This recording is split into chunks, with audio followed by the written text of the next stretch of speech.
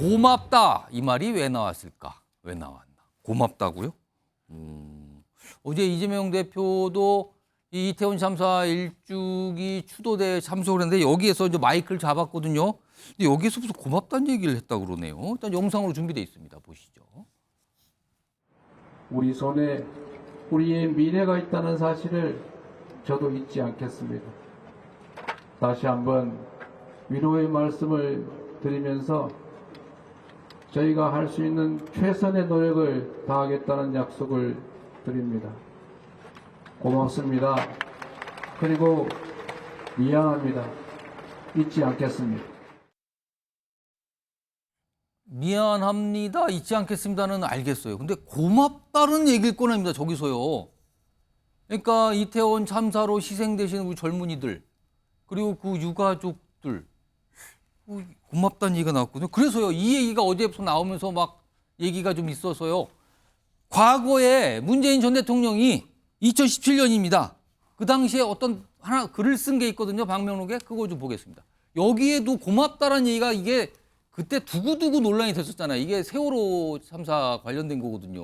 근데 여기에 애들아 너희들이 뭐 촛불 광장의 별빛이었으나 너희들의 큰 뭐 이런 촛불이 되었다 이러면서 약간 뭘 얘기하면서 미안하다 고맙다라고 썼는 이 부분이 논란이 됐었거든요.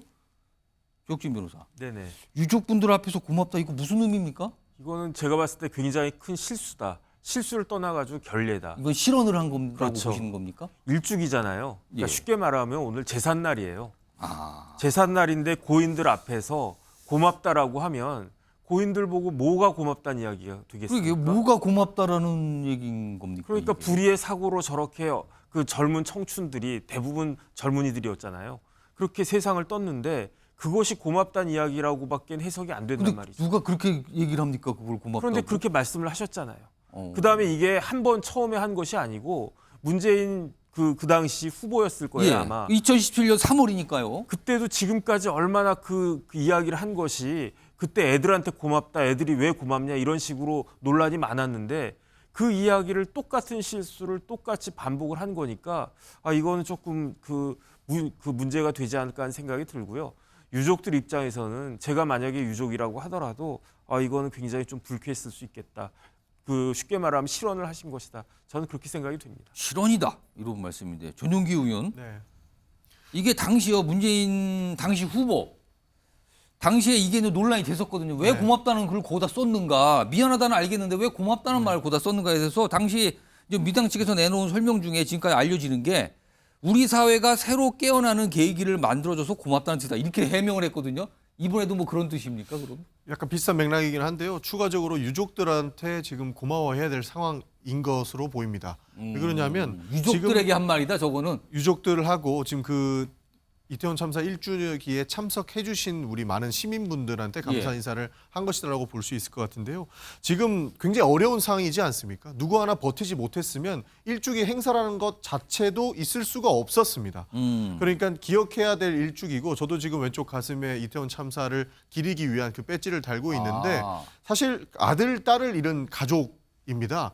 지금 그 유가족들을 보면은 굉장히 그 어머님, 아버님들이도 젊으세요. 그만큼 젊은 친구들이 갑자기 사회적 참사로 인해서 명을 달리했는데 예. 누구 하나 버티지 못하고 본인도 따라가는 실수를 범하는 굉장히 그런 안타까운 상황들이 우리 사회에서 족족히 보였는데 예, 예. 지금 이 이태원 참사 이 추모대에는 그분들께서 모두 지금 자리를 지키시고 굉장히 아픈 마음을 함께 동요하고 있거든요. 아. 그런 측면에서 그분들에게는 버텨줘서 고맙다라는 말이 좀 될 수도 있고요. 다들 잊지 않고 이 자리에 참석해 주셔서 고맙다라는 말이 좀 될 수도 있습니다.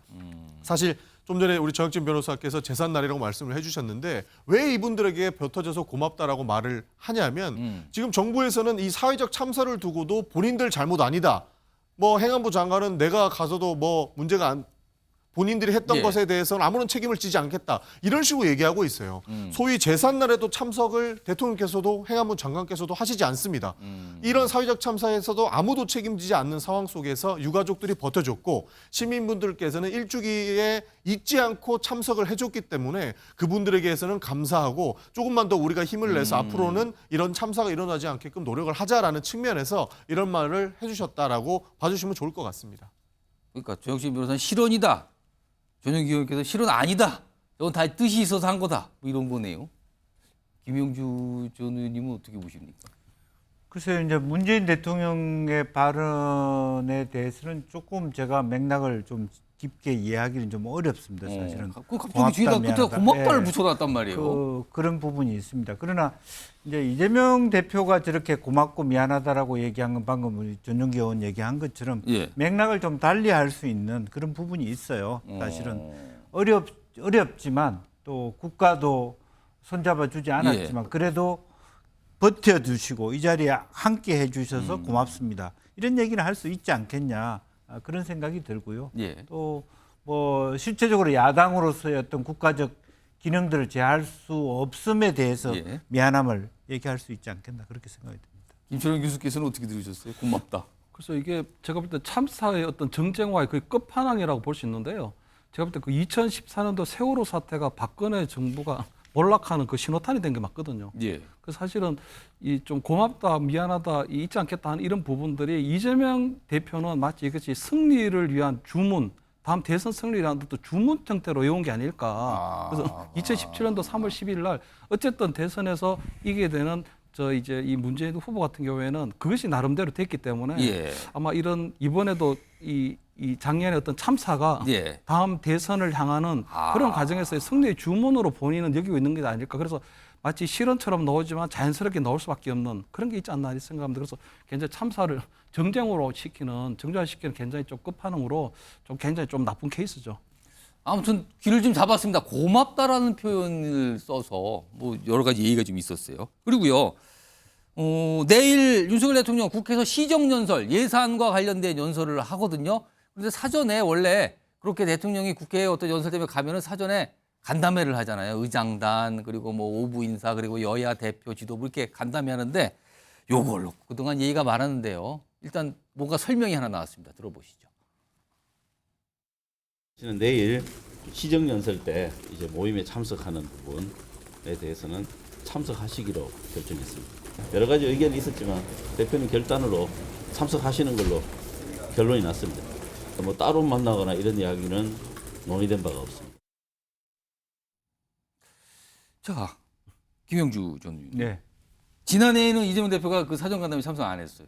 그때 뭐 하여튼 여야가 그때나 지금이나 대치 국면인데 아무튼 근데 이번에는 참석을 한다 그래요. 아마 민주당 내에서도 고민이 깊었던 것 같아요. 워낙 지금 대통령과 야당의 관계가 좋지 않기 때문에 아마 그런데 2년 연속 불참하는 것에 대한 부담감을 느꼈을까요? 이 참석하기로 한 건 어떤 의미일까요? 그런 부분도 있고 뭐 사실은 저건 의례적인 모임일 수 예. 있는데 한편으로 보면 어쨌든 지난 보궐선거 이후에 민주당과 이재명 대표가 조금 여유가 생겼다. 지금 여유가 생긴 거다 지금 저게. 대통령하고 기싸움해서 안 나가는 그런 것보다는 예.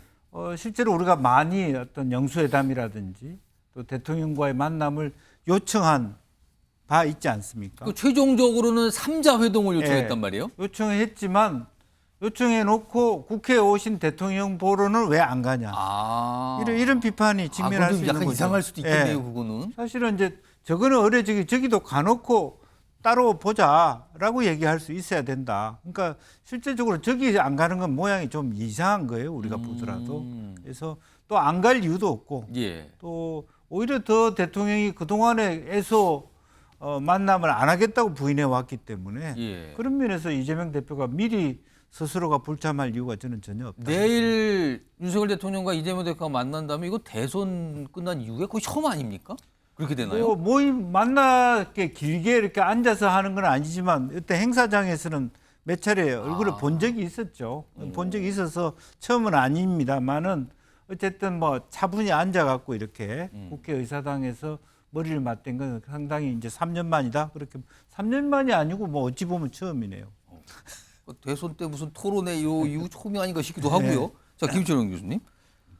근데 내일 그 사전 간담회라는 자리가 사실은 여러 명이 만난단 말이에요. 뭐 국회의장 단도 있고 오부 요인들도 오시고 해서 뭐 여러 명이 만나는 중에 이제 만나는 건데 뭐 단독에서 만나는 것도 아니고 글쎄요. 그래서 무슨 대화가 별다른 대화가 있겠는가? 그래서 무슨 어떤 대화의 성과라고 할 만한 게 나오겠는가? 뭐 이런 얘기가 나오는데 이거 어떻게 보세요? 일단 내일은 그냥 만나는 것 자체로 좀 의미를 둘 수밖에 없다고 보는 게요.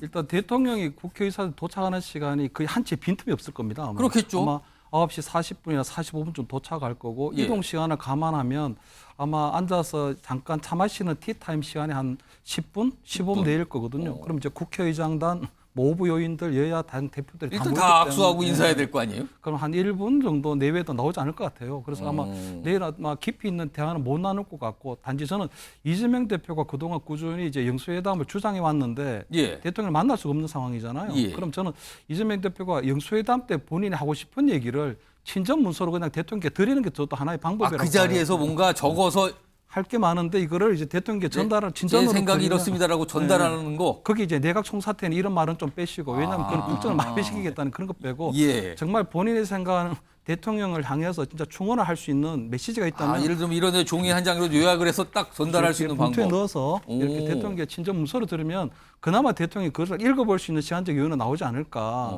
그런 생각이 들고요. 그럼 이제 나름대로 영수회담은 아니지만 예. 그런 퍼포먼스는 없었지만 그래도 대통령에 대해서 본인이 야당의 대표로서 전달하고 싶었던 메시지는 예. 담아서 전달될 수 있을 거라고는 일단 저는 생각을 하고요. 작년에는 이 시정연설에 이 민주당 의원들이 아무도 참석을 안 했거든요. 예. 그래서 내일은 근데 참석. 보이콧을 했단 말이에요, 작년에는. 내일은 또 뭐 여야 대표 간의 신사협정이 맺어졌는데 최근에 보면 그 신사협정을 깰 만한 아주 좀 유력한 분이 한 분 계세요. 우리 어떤 분입니까? 그 정청래 의원. 아. 그런 분이 계속적으로 이제 뭐 인요한 뭐 우리 그 김기현 대표에 대한 핫바지 뭐 그다음 삑사리 여러 가지 표현들을 쓰고 있는데 내일 과연 그 신사협정을 정청래 의원까지도 좀 지켜낼지 이건 제가 볼 때 하나의 관전 포인트가 아닐까 그래 봅니다. 조영기 의원 한 20초 남았는데 혹시 뭐 내일 뭐 이상한 일이 벌어지거나 그러지는 않겠죠? 아마 그 만남 장소에서 모두 발언까지는 아마 허용이 될 것으로 보고 있습니다. 오. 그러니까 대통령께서 한 말씀 하시고 국회의장단 그리고 여야 대표께서 예. 한 말씀 하실 텐데 그것도 아마 관전 포인트가 될 것으로 보고 있습니다.